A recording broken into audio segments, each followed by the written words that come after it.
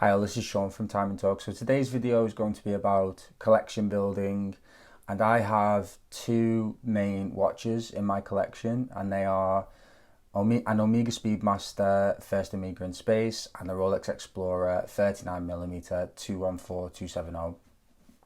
So I'll just show you. I put a picture on the screen as well, but those are my two main watches, and basically what I want to do is add another watch, and then it will be collection finished to a certain extent, and it will be a case of mixing and matching depending on what I'm wearing, what the event is, etc. So my idea is that I want to have something a little bit more dressy, so a dress watch that I can put on if I'm wearing a suit, or if I'm going to an event, or if I just want to dress more smartly. And tell me first of all in the comments what you think would go with this and what you would add if you had these two watches or something similar along the lines. I'm just going to list about 10, and I think one of my biggest pieces of advice that I would give people who are looking to buy a new watch and looking to spend quite a lot of money on one, because obviously it can be expensive, is hold your horses and really think about it. Because one thing that I've done is flip-flop around and say, I definitely want this one, I definitely want that one, and then change my mind the next day. And I do want to keep the watches that I buy forever. I don't want to be a flipper anymore, and I think I'm much more settled. I have had my doubts about these two, and you know what, I'm too attached to them now to let go of them, even if I would make slightly different choices if I was to do it again. So the 10 watches, if I look down, I'm just looking at my notes, 10 or thereabouts, because I'm going to say, and I might also kind of like this as well. But the first one is, if you watch my channel, you've been hearing me talk about it, but it's the Cartier Tank Must, the new Tank Must. I have tried it on in a jeweler, and I did like it. I was kind of hoping that I would hate it, so I didn't buy it. And you know, it's quite relative to the other watches. It's the affordable option, I guess. It is quartz, or obviously solar, if you can find the solar edition. The XL does not fit me. I've got a 6.25-inch wrist, so it will be the large, which is 25mm by 33mm, something like that. Another thing that I'm thinking of now is about service costs. So, you know, if you've got two or three luxury watches that are going to cost quite a lot of money to get serviced, potentially you might end up having them all to be serviced at the same time. So quartz in that way kind of appeals to me for practical purposes, but also it kind of, maybe I won't think it's special and wearing it on my wrist, and you know, I regret buying it. So we'll see about that. But I do really like the watch. I really like Cartier. I think it's the kind of fashion watch that's acceptable, if you like, and it is quite fashion forward and quite stylish, but quite classic at the same time, which really appeals to me. The second, who knows, I may win the lottery, and it is the Louis Cartier. So the Tank Louis with a manual movement is £11,000. The retail price, I'm not going to pay that for a watch, but if I saw one and it was an amazing price and I could get it for, you know, a lot cheaper than the retail price, I would consider that, because it is a fantastic watch, and it's something that you can be, you know, proud to wear, and it's got a fantastic movement in it, a P-game movement, and you know, it's absolutely timeless. You could wear it no matter what age you are, and it's a great watch. It flies under the radar to a certain extent, even though it is gold. But yeah, the first few are Cartier, by the way. So the third example is the Tank Americaine. So I'd never really considered this watch, and to be honest, elongated rectangular watches kind of feel a little bit dated to me, and I think it originally came out in the late 80s. I do associate tank watches with the 90s, and I guess 90s fashion is back. But the smaller size is a great watch. I did actually try this on too, because I saw a second hand example in a shop, and it's quite hard to get hold of, and it's considered to be, it's not hard to get hold of, but in ADs you don't really see them knocking about that much.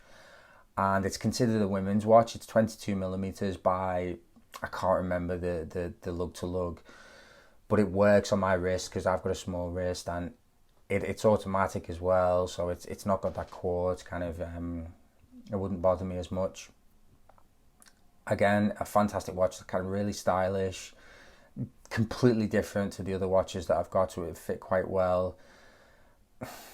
Something about this watch kind of, I mean, it's an ETA movement, and it's 5,000 quid, so it's, you know, you might expect a little bit more, but Cartier's not just about the movement, but that's a real contender as well. And with Cartier not holding their value massively secondhand, if you did see a secondhand example, you might get a steal on that. The fourth is the Santos. So the most recent version of the Santos, in medium, which is 35 millimeters. Again, I tried this on. I think my criteria for a watch to go with those other two is either I want it to be really dressy, or I want it to be something kind of self-consciously luxury, like kind of flashy, if you like. And I think this fits the bill. It's something really different.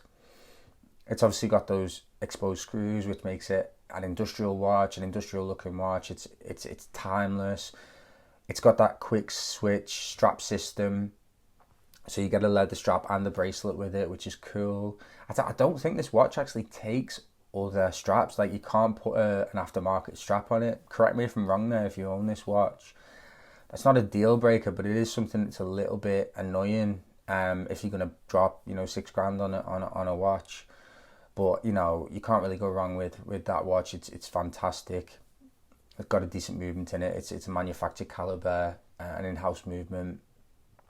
And aside from that, in terms of Cartier, I've basically been looking at all the Cartier models. I've looked at Galbay, which the kind of older version of the Santos. You can get them for really good prices, like 2,000 quid, which may sound like a lot of money, but when you consider a new one is 6,000, you know, that's a decent price. Also, things like the clay, the Cartier clay, and even things like the drive. The difficulty I find with Cartier, and hit me in the comments if you disagree, is that a lot of the kind of watches with the mechanical movements in it seem to be really big. And for me, that's not great because I've got a small wrist, and it just end up looking ridiculous. For particularly rectangular watches, they do need to be quite small because they were much bigger than the sizes suggest that they would. Okay, so number five is a Datejust. So it would be a 16234, which is 2 generations old, fluted bezel, Jubilee bracelet. I would consider two-tone as well. Is it 16233? I just think with a Datejust, you can't really go wrong. Another thing that really appeals to me about a Datejust is that they're water resistant, because, you know, if you take a watch on holiday and you have to take it off before you get into the pool and things like that, leave it in your hotel room. I kind of like the convenience of the Rolex sports models and the Datejusts. Having said that, I've already got a watch with an oyster case. I used to own a Datejust and I sold it because it was too similar. Obviously the fluted bezel and the Jubilee bracelet would differentiate it a little bit. And another thing with a Datejust is that if you decide you don't like it, you can just sell it and pretty much get your money back. Whereas that's not the case with a Cartier. But every time I see a Datejust on someone, I think that looks awesome. And, you know, the 36mm really suits my wrist size and things like that. I think that's why I've got to wait a little bit and reflect on things, because I'm constantly flip-flopping between, I think if I was to buy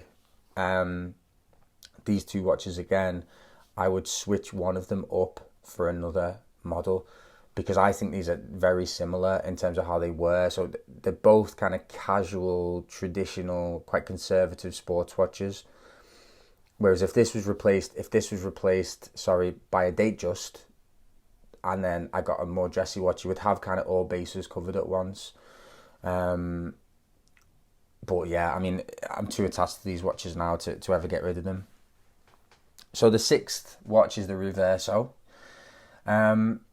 Made a video about the JLC Reverso versus the Tank, and aesthetically I think I prefer the Tank. The Tank feels to me a bit more fresh, a bit more fashion forward, if you want to use those terms. I'm not a fashion forward person, but I like the idea of a little bit of kind of fashion forwardness, if you like, in a watch. The Reverso is slightly more conservative, slightly more boring, if you like. Don't shout at me because I like the watch. But I've been looking at it in the last few days and thinking, you know, this is a great option. This is perhaps even better than the Tank because you can get a manual movement Reverso at retail for 5,000, and obviously when you compare that to, you know, getting a decent movement in a Tank, it's much better value. You've got the thing where obviously in a Reverso you can flip the case, so it's something to play with when it's on your wrist, which, you know, it's a bit juvenile, but that does appeal to me a little bit. I really like the basculant, but again, the prices of that arise. I like the fact that you can put it on your nightstand and it makes it into a clock, which is cool, very cool. But yeah, the Reverso is a great option as well. And the various sizes, I think the 23mm, I think I might go for, because the sizes of the lug-to-lug of the Reverso are much bigger than the Tank. So that's something to bear in mind as well. Another JLC for number 7 is the Reserve du Marche. Basically on the dial it shows you the power reserve, and it's a more traditional is the wrong word, it's a round dress watch.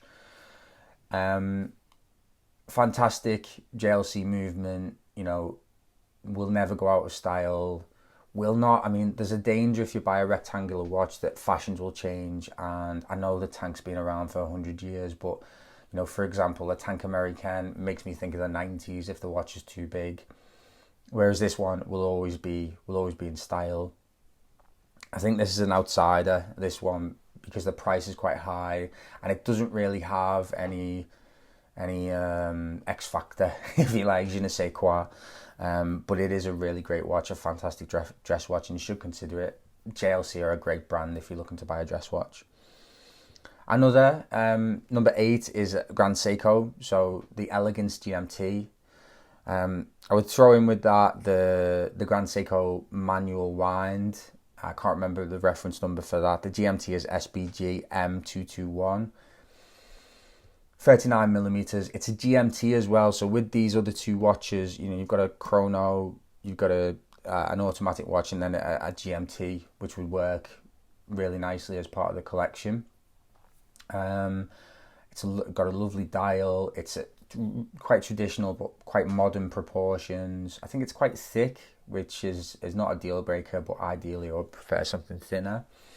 Whereas the manual is 37mm, and I imagine it's thinner, and it's a cool watch. Maybe a little bit underwhelming for the price, and you know, I do want something, call me shallow, but I do want something with a little bit of pop on the wrist, a little bit of, I don't want people to notice that I'm wearing a luxury watch. That's not what I mean, but I want something where it's going to make me feel good when I'm wearing it. I don't know whether I'd be a little bit kind of bored by the Grand Seiko manual.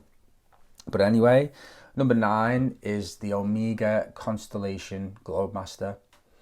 So this watch is kind of an equivalent to a Datejust. So if you're looking to buy a Datejust and you know you don't like the Datejust or you can't get hold of the one that you want, the Globemaster is great. It's got a fluted bezel. It comes on a bracelet. You can get a two-tone version, and the second-hand prices are quite good compared to Datejust 2. So I've looked at a two-tone, which is fantastic. The steel ones are great. It's got good dial combinations. The only thing for me is I wish it was slightly smaller. I think it's a 39, and which is fine. But if I did buy this, it would be a case of all my watches would be 39mm. So I want a bit of differentiation in terms of size there. But yeah, so that's a great watch too. Also consider the Aquaterra a two-tone. But again, maybe the Aquaterra is a bit too close for the for the Explorer to be considered in that sense. And number 10 is the Seiko, the Grand Seiko Snowflake. So this is a cool watch. Obviously you will know about this, I imagine, if you're watching watch videos, but it's titanium, so-called Snowflake because of the dial, and it's a little bit big probably. I think it's 41 to be a dress watch, but it's just something a little bit different with the titanium. I really like titanium watches. I only own one, a Citizen ProMaster, but it just feels so comfortable on the wrist, and you know, it's great wearing a watch that you don't really know is on your wrist, and it's fantastic in that sense, and it's a really nice looking watch. Again, I think that's more of an outsider. So yeah, so those are my options for what to pair with my 2 existing watches when I come to expand the collection a little bit. Tell me what you would add if you had those 2 watches, and if you've got any advice for any of those watches that are on the list, or any advice on what I should buy, then hit me in the comments. Thanks very much for watching. If you like the channel, please subscribe. Thank you. Bye bye.